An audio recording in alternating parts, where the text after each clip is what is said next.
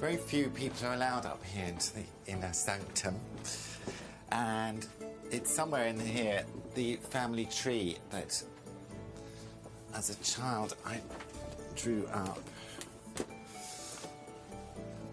But it could be anywhere else. I saw it a couple of years ago, because I know it's in somewhere inappropriate.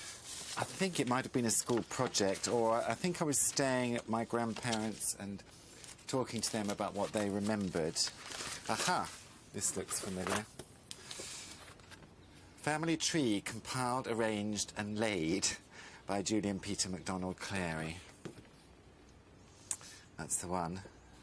Shall we take it downstairs? And I've never had the 3 cameramen in my bedroom before.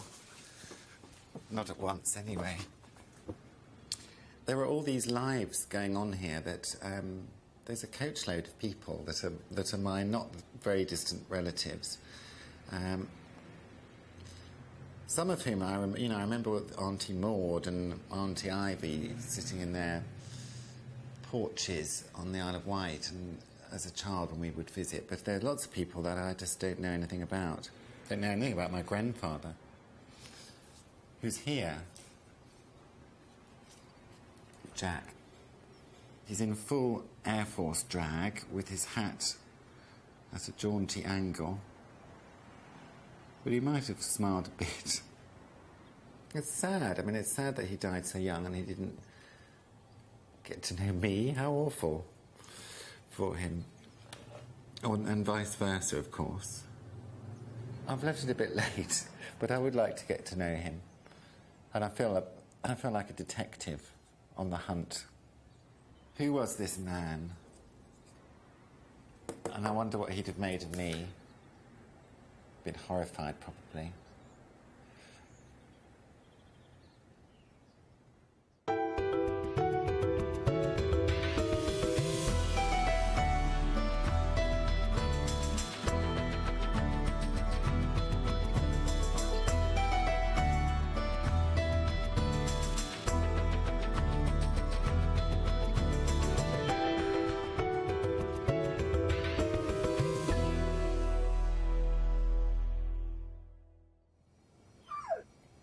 We're going to go and see my father and my mother and talk to them about my grandfather.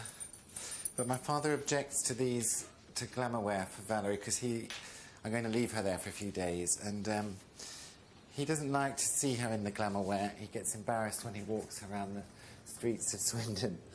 So she's wearing much more doggy kind of look now.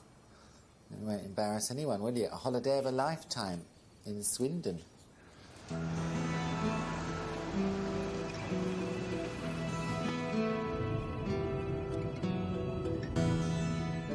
Julian Clary is the youngest of 3 children.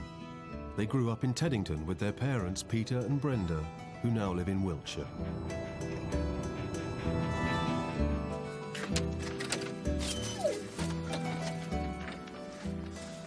Hello. I'm a cat on a table. Cat on a table. Hello. Hi. How are you? Well. Hello. Have a good journey. Happen to have a film crew with me. Oh, my bag. Here we are.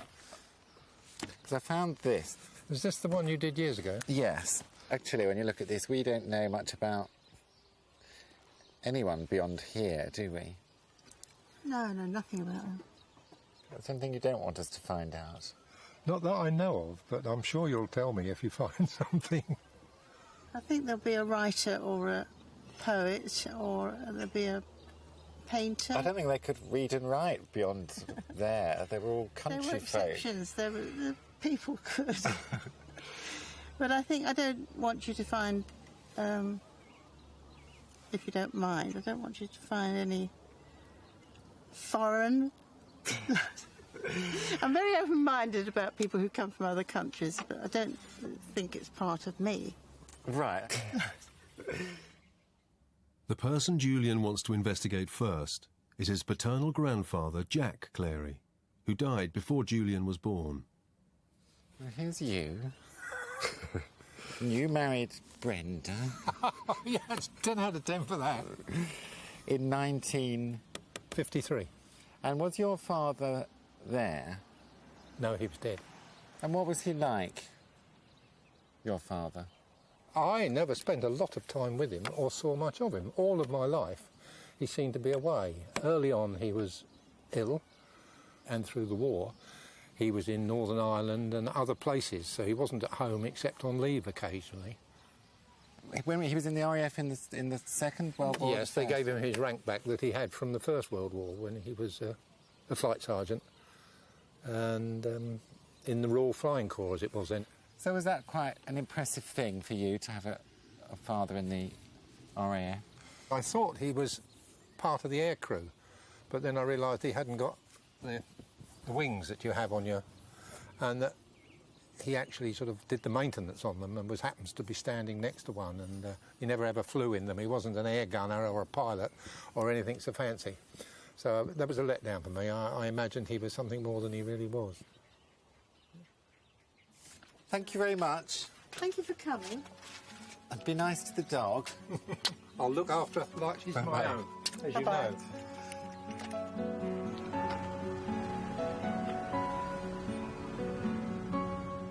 I'm intrigued now. Now I've heard a bit more about him, and my appetite's been tweaked a bit. I don't know why. I didn't like to ask him, but he said about his father being ill. Did you hear that?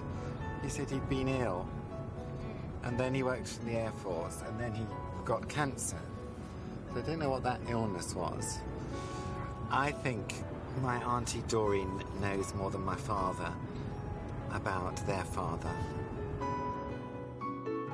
Julian's grandfather, Jack Clary, served as chief mechanic with 48 Squadron during the First World War.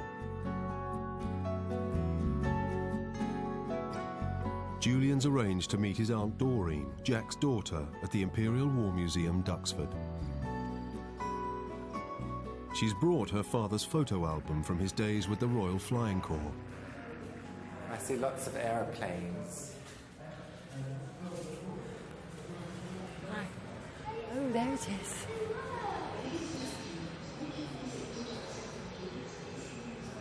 It's much like you said. It's like Isn't it? bits of string. It's canvas and string, isn't it? Hello. Good afternoon. I'm Peter Merton, one of our resident historians. Peter, hello. This is my Aunt Doreen. How do you do?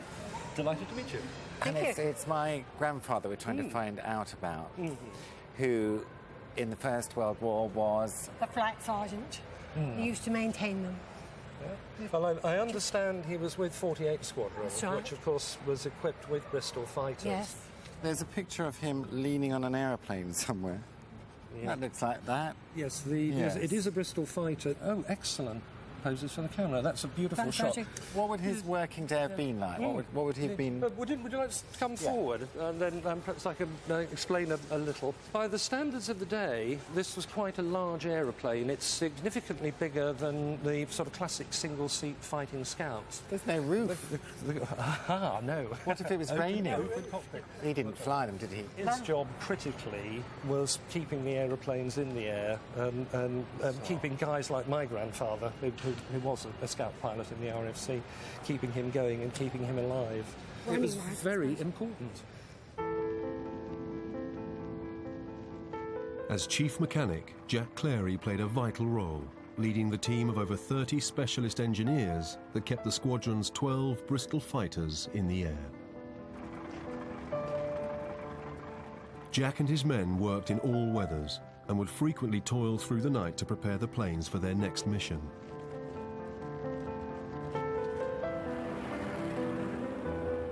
Based only a few miles behind the front line, dogfights were a common sight and air attacks a constant danger.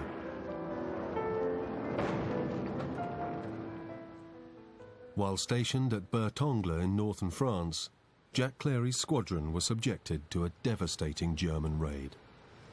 On the night of 25th August 1918, the Germans raided Bertongue, and it was very nasty indeed. Something like 200 casualties. it would have been for him and for the other people involved. It undoubtedly was a really violent, frightening, terrifying experience. And he lived through that. The squadron was effectively wiped out in terms of machines and in terms of aircrew. They had to withdraw from the front line and re-equip, and they were back in 2 days. They were back in the front line. Your grandfather would have contributed to that achievement. Would he, for sure? Yeah. The only picture I had of my grandfather was literally a picture, you know, a couple of sepia photographs. And seeing the plane and having it explained exactly how gruelling his working life was at that time, and how he must have been constantly in a state of fear, really. Well, I would have been. It's just so hard to imagine seeing your friends go off and not come back and so on. You do feel the need to touch things that he might have touched. I know a bit about the horror of World War I, but I've never placed anyone I knew or felt anything for in that situation. I feel I'm demystifying him. Bringing him to life.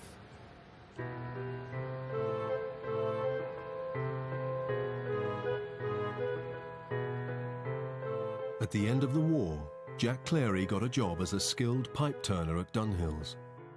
In 1925, he married Victoria Tiedemann, Julian's grandmother, and the couple had 2 children, Doreen and Peter, Julian's father.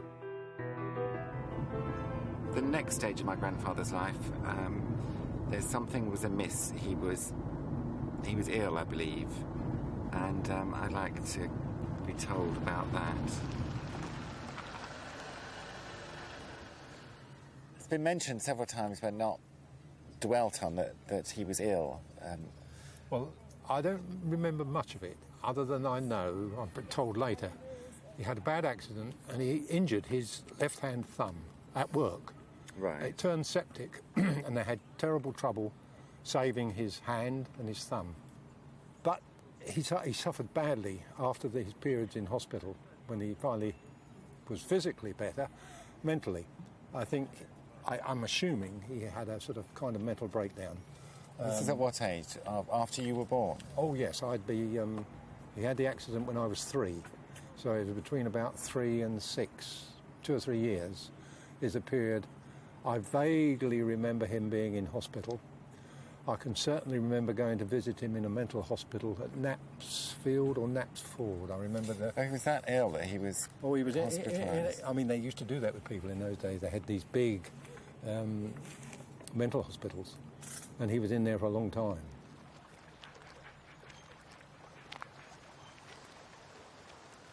I was a bit shocked. I mean, but I hadn't never been mentioned before. Maybe there was some stigma towards mental illness at that time, and that's why it's been kept quiet. I've had my moments of being depressed, and I know what it feels like, and I'm trying to think what it was like for him in the 1930s. But you do wonder if your feelings are the same as those of a blood relative, and that you're experiencing the same sort of very black despair that you don't think you can find a way out of. On this day and age, you get a nice packet of Prozac. You don't get locked away, fortunately.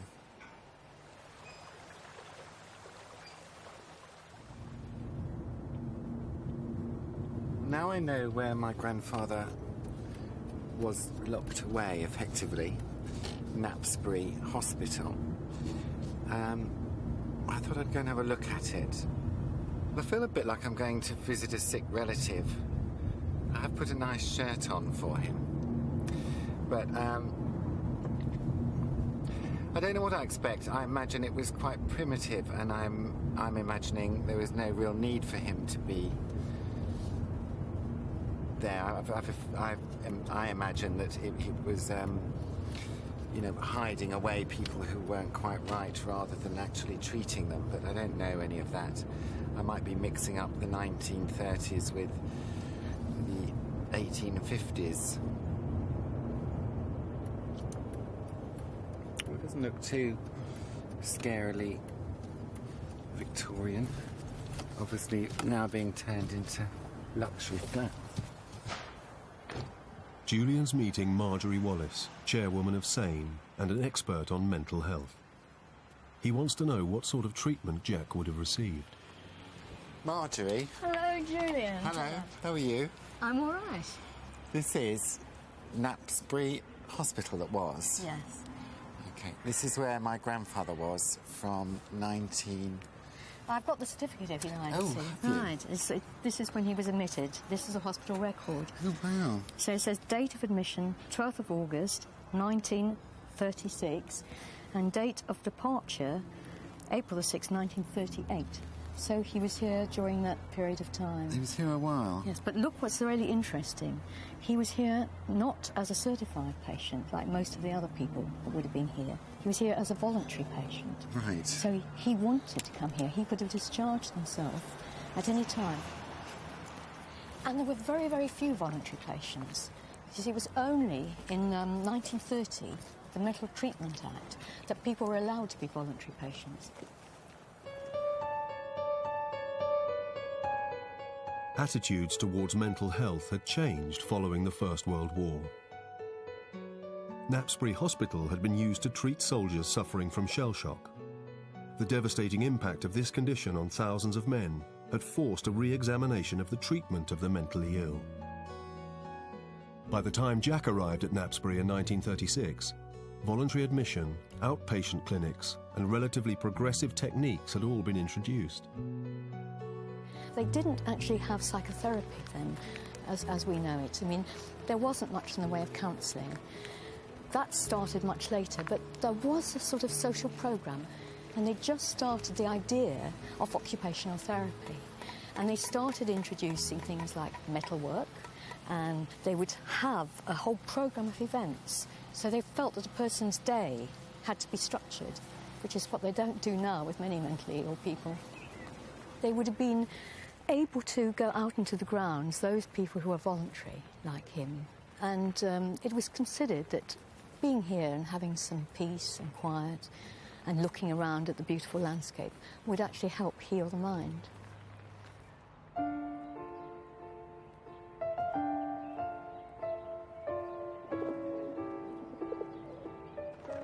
The feeling I get here is Jack must have felt isolated, really, even on a, volunteered to be, but he chose to bring himself here, so he must have felt pretty bad. Now I feel I know him a bit, and I can see another part of me there. It's a very strange feeling, because it's all in the past, but it's amazing how he's come to life, and what you feel for someone that's been dead that long that you never knew.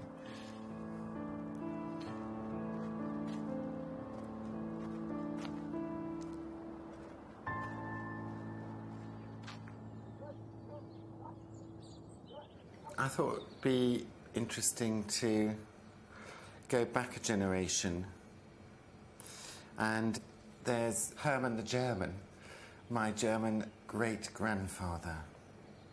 Unlike my grandfather Jack, who was fighting for king and country, here we have someone born on the other side of the fence.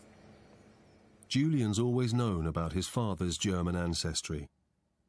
Jack Clary married Victoria Tiedemann, the daughter of a German immigrant, Herman Tiedemann, and his English wife, Louisa Moles. This is a photograph of Jack's wedding to Victoria,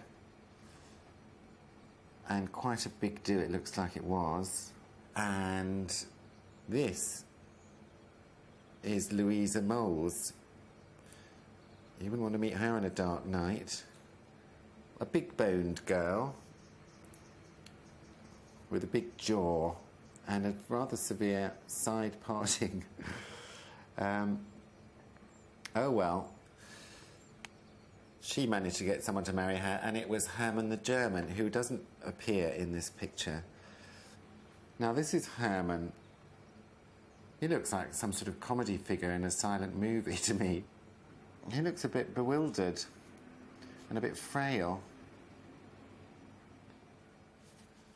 The 1901 census gives more detail about Louisa and Herman's lives. Here we are, Herman Tiedemann. He was then living in Cornwall Cottages at number 42 in Islington. Cornwall Cottages sounds charming.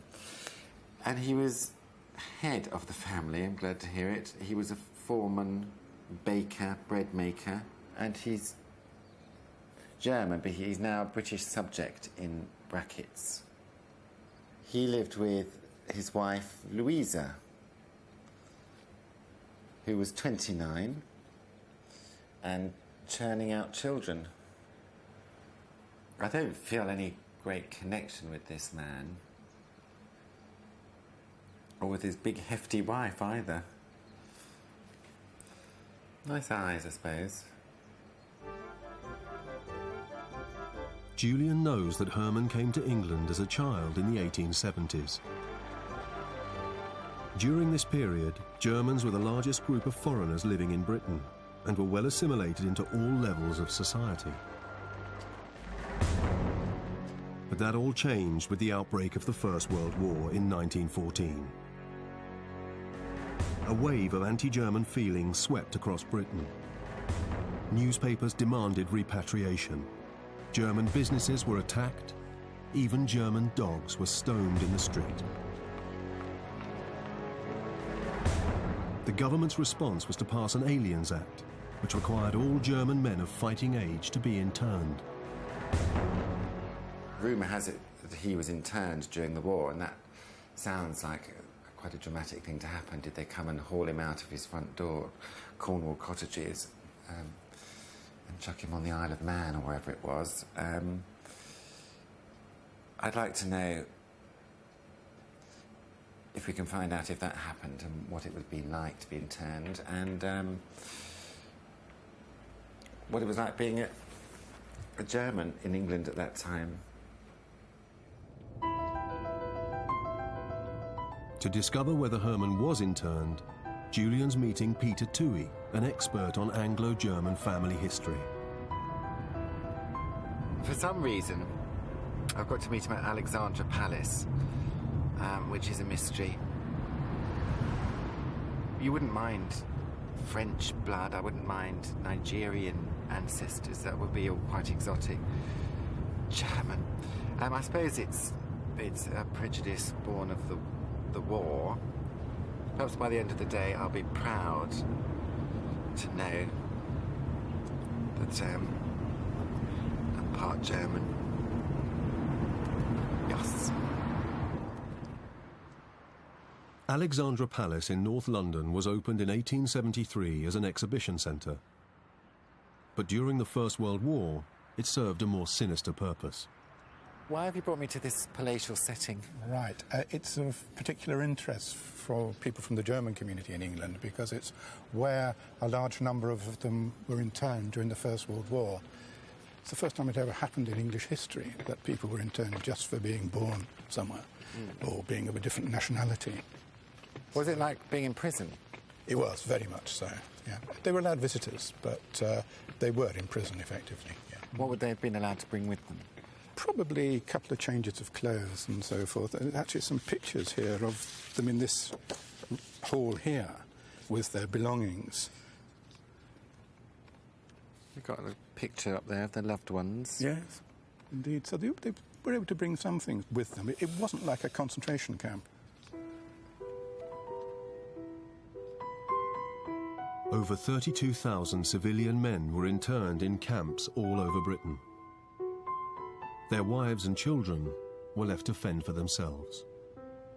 So Herman, Do we know where he ended up? No. Unfortunately, all the records of internment in this country were destroyed in bombing in the Second World War. It's a bit ironic, but they were in Covent Garden and an incendiary bomb landed on them. So all 3 or 4 million cards were destroyed.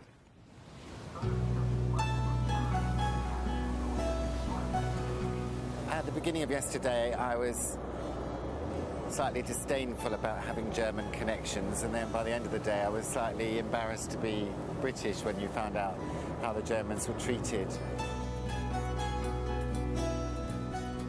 Herman and Louisa's youngest daughter, Ivy, is still alive and lives on the Isle of Wight. Julian's visiting her to see if she knows whether Herman really was interned.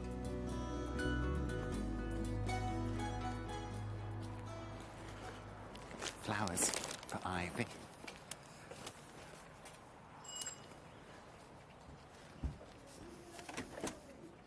Hello, Julian. Hello. I'm Joanne. Are you a long-lost relative? I am. How are you? Mwah. I'm fine. How are you? Lovely to meet you. Very Come well, through. thank you.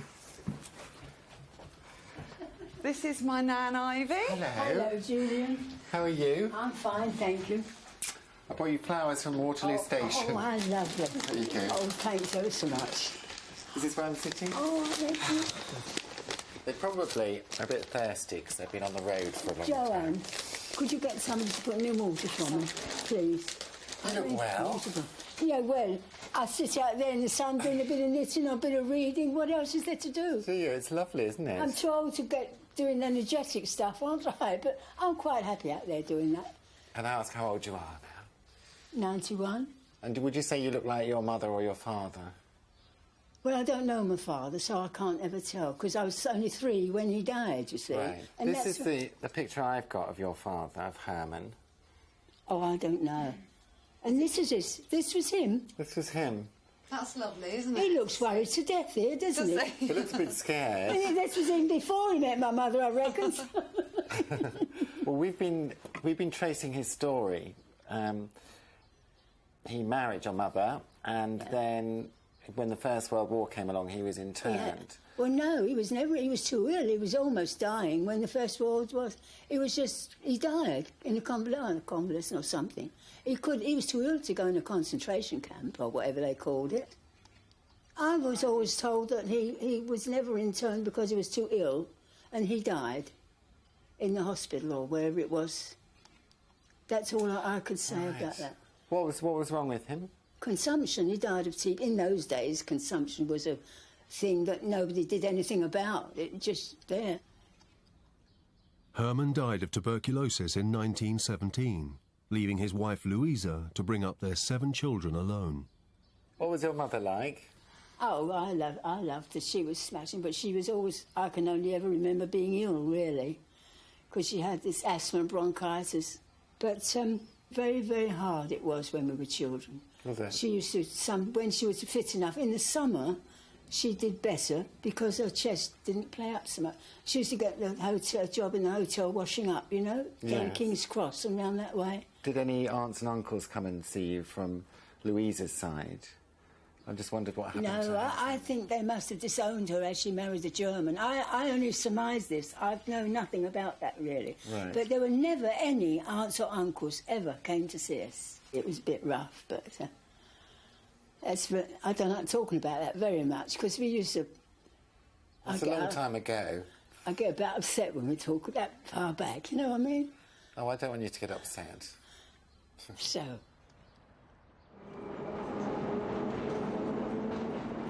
She's given me a lot to digest. It seems Herman never was interned because he was too ill, and then he died, leaving Louisa with quite a lot to worry about, intense poverty and barely able to feed the children, and with her own health failing. It's a mystery as to why she doesn't remember any relatives of her mother's being around. She seems to think that they didn't like Herman for some reason, but why didn't they like him? Ivy's given me Herman and Louisa's wedding certificate from April the 2nd, 1893, spring wedding. Herman was 27, Louisa was 21. He's a baker. Ivy seemed to think that possibly there was some disapproval of Herman because he was German, but the anti-German feeling hadn't been whipped into a frenzy at that time, so that doesn't quite hang together as a theory.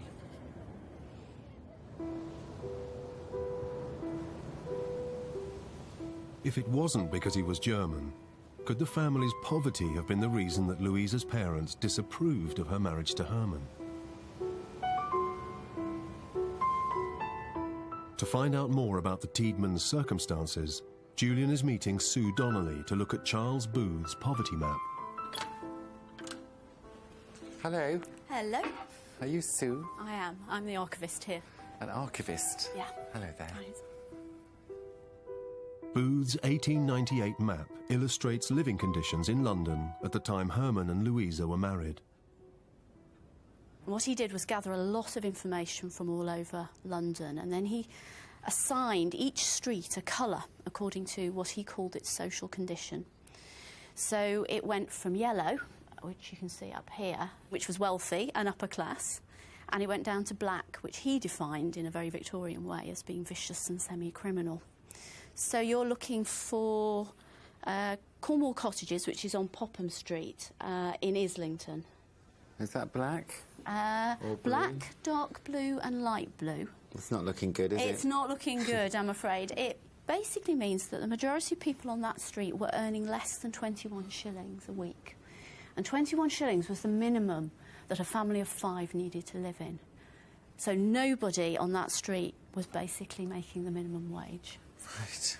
You can see. Within a few days, I've got quite a clear and rather grim picture of my great-grandparents. I didn't even know what either of them looked like, and when I first looked at that picture of Herman, and you sort of look into his eyes and wonder what he was looking so sheepish about, really, and also Louisa, when I looked at her picture, she looked. Now it's all explained. You know, she looked so sort of grim-faced, and but she had to be. It may be that Louisa's parents thought, you know, you made your decision and now you get on with it, and then at that time they had made some connection between poverty and immorality, and that's why the door was shut in her face, and but it's hard, you know, it's hard to come to terms with that they couldn't have helped her a bit. Yes, you want to weep for them, really.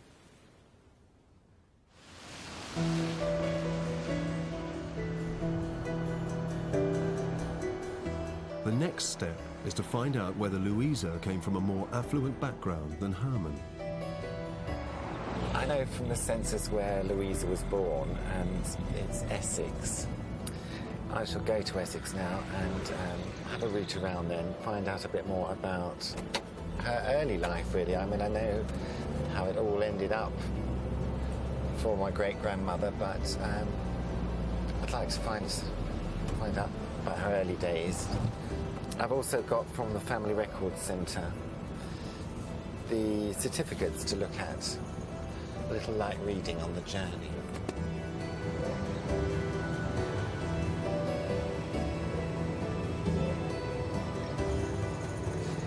This is birth certificate for their firstborn, Herman, but it says 1894, date provided incorrect.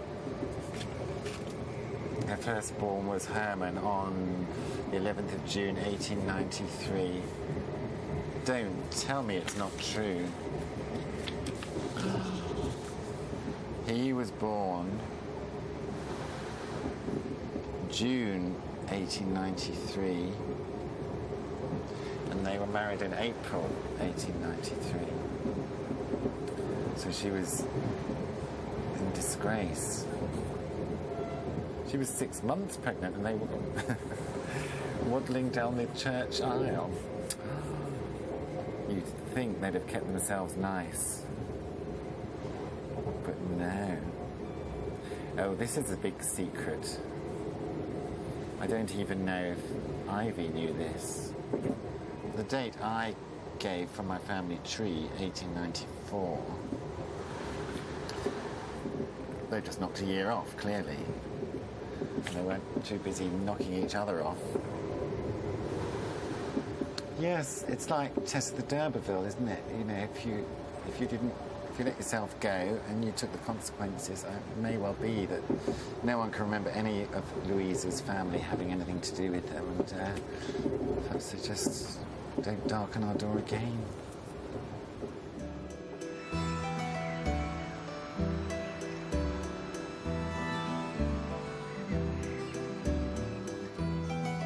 At St Michael's Church in Thorpe-le-Soken, Father Jeremy is showing Julian the record of Louisa's baptism.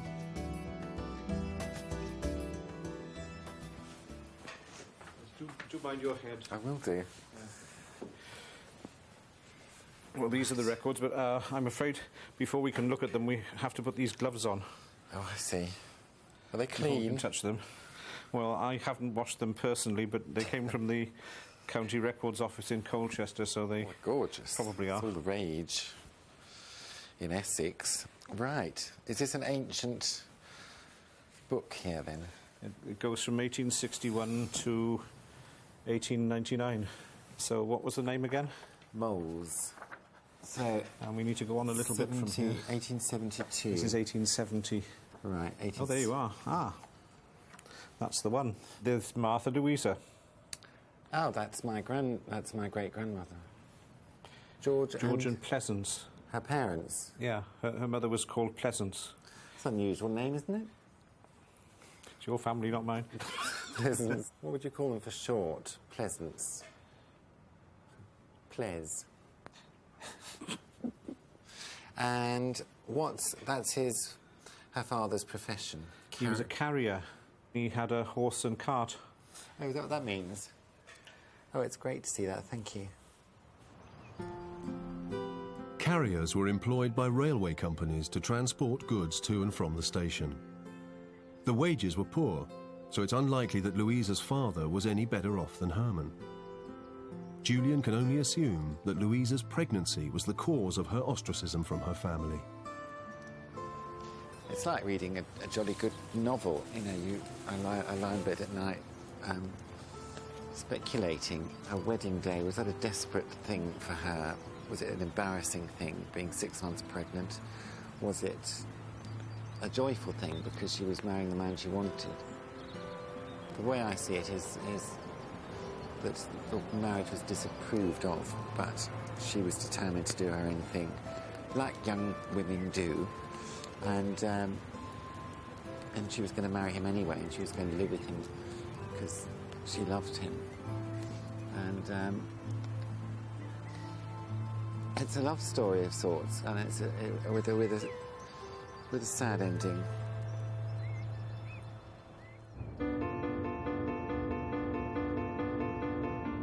My mother hangs out at the Bowls Club, which is a sort of youth club for the mature. And I want to find out about my other great-grandmother. I've quite got the taste for resurrecting people now. And I know very little about her. I know she was called Teresa, and she was fairly formidable, quite posh. After discovering the poverty faced by his father's ancestors, Julian is keen to find out more about his mother's side of the family. In particular, his great-grandmother, Teresa. Hello. Hello. Hello. Sorry to interrupt. OK. You know why I'm here? Yes, I do. Nice of you to come. Come with me.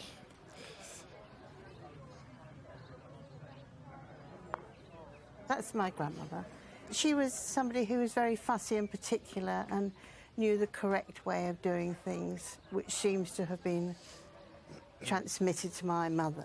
If you know what I mean, my mother knew the right way to set the table and the right way, manners and things were of utmost importance to her. Yes.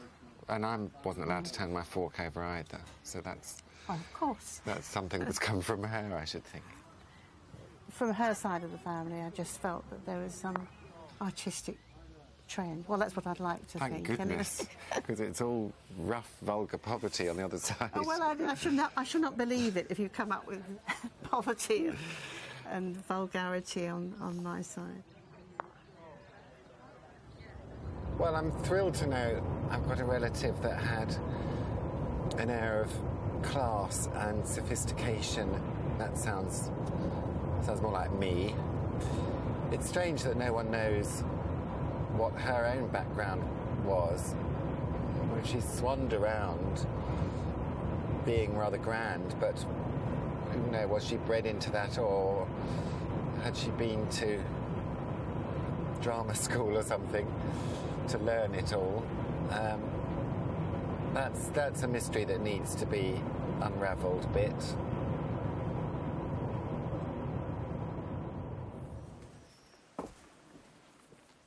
Julian's sister Frances has found portraits of their great-grandmother Teresa and her husband Charles. Right.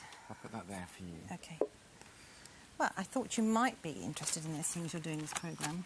Do you remember Grandma gave me these photographs? Yes, I remember seeing them. Sort of photograph paintings. So, this is Charles Long. This is Charles, her gorgeous husband. Yes, with a lovely moustache. And this is... Well, it says Charles as well. No, she's Teresa. Of course. It was him that signed it. Fine figure of a woman. Yeah.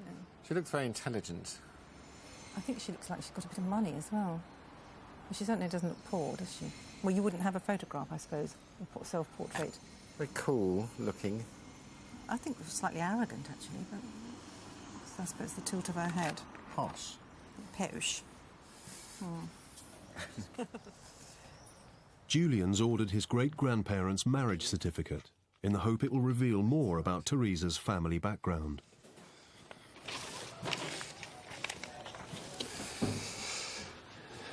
(1881). Oh, on the 26th of December, Charles Edmund Long, who was 24, married Teresa Walter, who was 20, in Marylebone. He was a photographer. Oh, she was an artist. She was living in Circus Street in Marylebone. Very nice too. He was from Cheltenham. It's a bit boring, isn't it? And her father, Peter Walter, was a hair merchant. An artist. Daughter of a hair merchant. Sounds like a euphemism. I think my mother would be pleased. It's the sort of thing she'd have hoped for. And marrying on Boxing Day, that sounds quite sort of a fun thing to do as well. And I don't think she was up the duff, which makes a change for some of my ancestors. Julian's arranged to meet Alex Werner, an expert on Victorian London, to find out about Marylebone life in the 1880s. Are you Alex? Hello. Hello there. Yeah, hello, Julian. Nice hello. to meet you. Is this St Mary's? This is St Mary's, yes. Well, good Lord. I used to live just up the road, and I never knew. This is according to the certificate, where my great-grandmother married my great-grandfather in 1881. St Mary's Church, that's here. St Marylebone. And I can't find in the A to Z where her address, Circus Street. There's a Circus Mews. Right. Well, if you follow me, I think we might have found you something. Just near here. Now, if you just come over, you've just got to cross the road here. Okay. Note the pub here on the left-hand side. And then... Oh, look. Just under Enford Street. Can you Yes, I just can. make it out? Circus Street. So they just changed the name. Oh, it's charming. Is this it? So all she had to do was nip across the road in her frock. How lovely. Now, one thing that we did here, we actually asked the owner whether we could get inside, and he's very kindly lent us the keys so we can go and have a look. If you like to have a look inside? We don't have to make small talk with the owner. No. Yes. Would you like to open the door? Yes, that would be great. That would be a cheap thrill. You have to turn it a couple of times. It's very well kept, isn't it?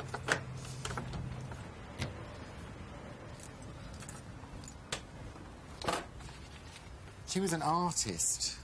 Can you throw any light on what that would have meant? This was a period when people were sort of wondering what professions women could take on. An artist was one of the respectable professions for women, and if your father had enough money, she might well have been sent to a private art college or to one of the government colleges. But this was a respectable neighbourhood, was it? This is a sort of mixed area. It's on the edge of a very, very wealthy part of London. And you have to get sort of a sense of this being in a respectable area, yet one of the smaller streets, away from the very luxurious squares with these big, big houses around them. This is just a little bit to one side of that. But it could have been a lot worse. The daughter of a successful tradesman, Teresa would have come into contact with the Marylebone elite who lived just a few streets away. Nearby Hyde Park would have been the perfect place for Teresa to study her well-to-do neighbours and adopt their airs and graces.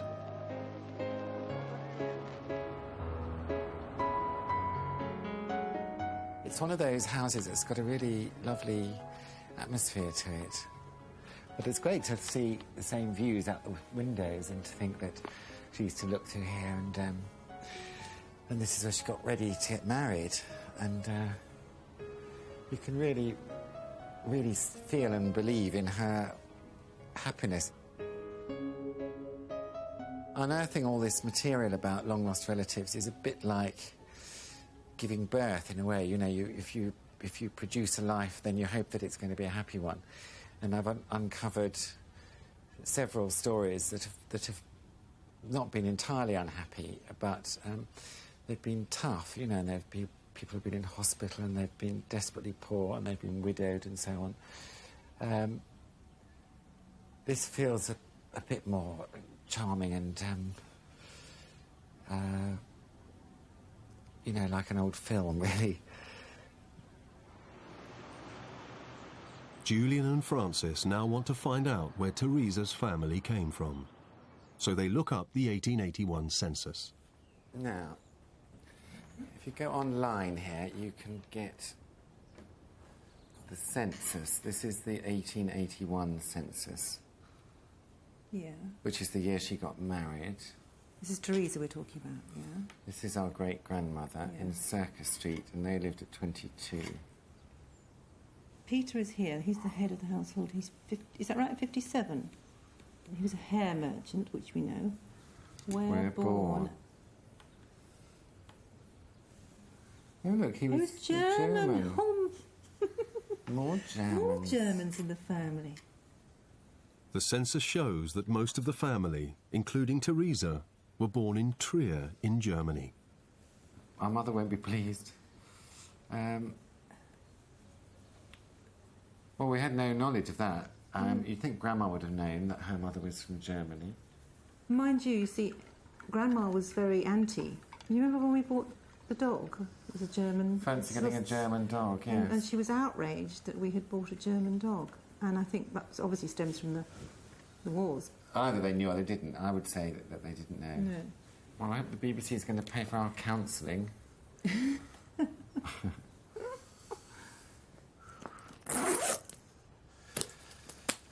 Auf Wiedersehen. Julian's travelling to Trier to see if he can find any trace of his great-grandmother Teresa and of her parents, Peter and Catherine Walter. This is something that's been kept quiet for generations. Well, I don't even know if my grandmother knew about it. But I know my mother didn't. she's been quite rude about my father's German blood. So, don't know, chickens come home to roost, don't they?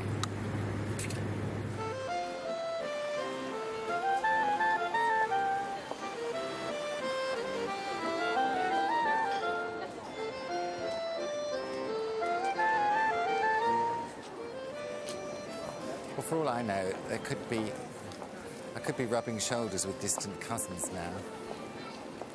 Good afternoon. She was one, I think.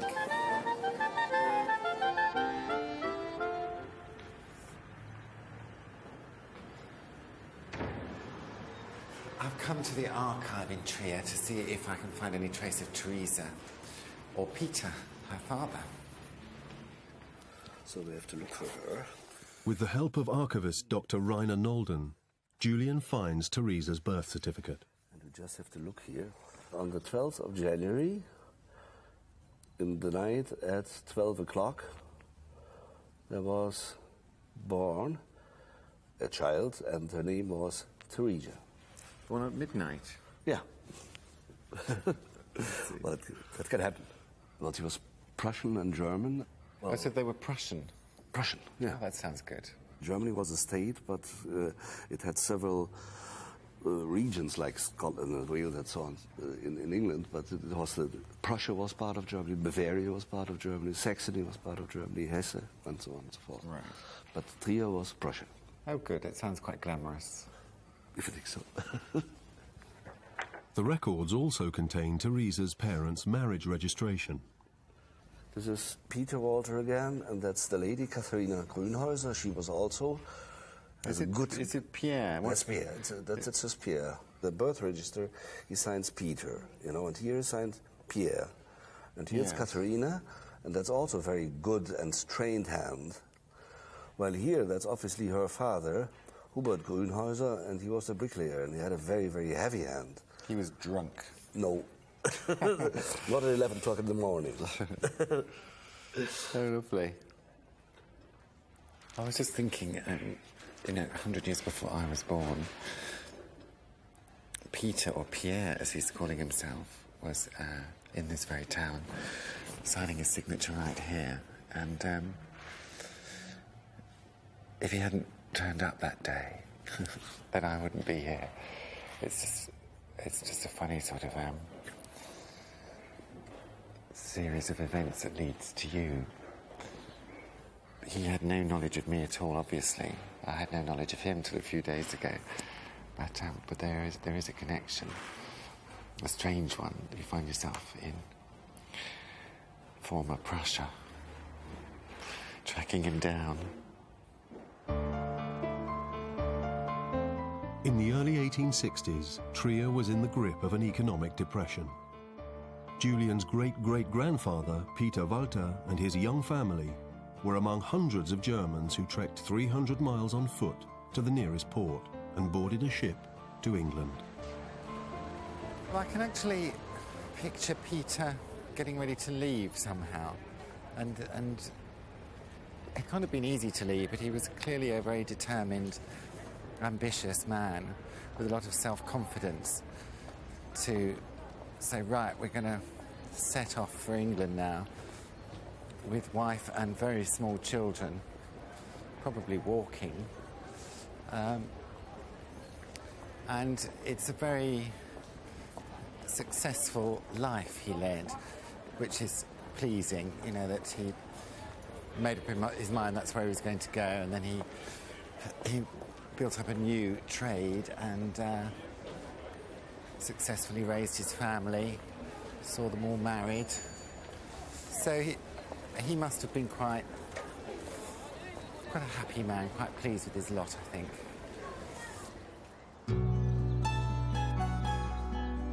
So, Julian's great-grandparents on both his father's and mother's sides had left Germany in search of a better life in Britain. Back from Trier, Julian's on his way to reveal all to his mother. I did have this sort of unfair thought that I was arriving with bad news, but that's not fair. And it's not bad news at all, really. It's not like saying, Mother, I'm afraid I'm heterosexual. It's not nearly that bad, is it? Hello. Hello, dog. Come here. Now, I've got lots to tell you. I've got lots to report. There's nothing to worry about. About various dearly departed relatives. Your grandmother, Teresa, we investigated, and the first thing we found was her wedding certificate from 1881. On her wedding certificate, her profession is an artist. Really? Oh, you wanted an artist or an author or something, didn't you? She was an artist. It's quite a refined occupation, isn't it, being an artist? Yes. I feel quite enlightened now as to... I knew nothing, really, about her at all. Her father, Peter, was from Prussia. Prussia? Otherwise known as Germany. Oh. But there's more. I don't know. She was... You don't mean Russia, do you? No, but... Russia would be... I might be related to Maxim Vegarov. Prussia, yes, that's Germany. But it is, but it's... And furthermore, Teresa was born in Germany. And when she was about between the ages of 2 and 4, the whole family came to England from a little place in Germany called, a rather beautiful place, because we've been there, called Trier. Who's been there? I was there yesterday. Yesterday? Yes, we all went for a trip. I mean, look, it's absolutely gorgeous, very ancient. Well, it's a little bit more acceptable now. Yes, yeah. What did you do when you went there? You looked at... We went to, the equivalent of the family records office. Oh, yes. And saw his signature, Peter so-and-so. Did you? Son of a construction worker. He married Katerina in 1859, 100 years before I was born. They've got very efficient records there of everything. Well, they would have. Yes. Why did you never know that she was German? Well, My grandma didn't mention it, did she? I think it's the same old business as my family. Germans were out at that period of the war. I think there was a lot of hate. And so people didn't mention it. I imagine, anyway. I think so. I think somewhere along the line someone decided we'll just keep quiet about this. Well, I think I ought to go there. Do you? Yes. I'll take you there. It's only a hop and a skip. Right. And you can come as well. Thank you.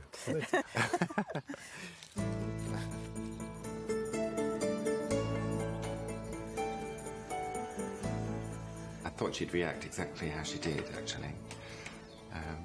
And it's quite funny in a way, given that we've both been recorded on film with our misgivings, and it serves us right, really. I think that's what happens if you have a prejudice. You can't help but kind of, as you peer into the past, to think, is everything then inherited? Is everything sort of genetic? And I can see that. I can see aspects of myself from all of these people. Maybe the sort of tenacity of Teresa and the oversensitivity of Jack, and all these feelings are stirred up for me that I will carry with me, really, for the rest of my days.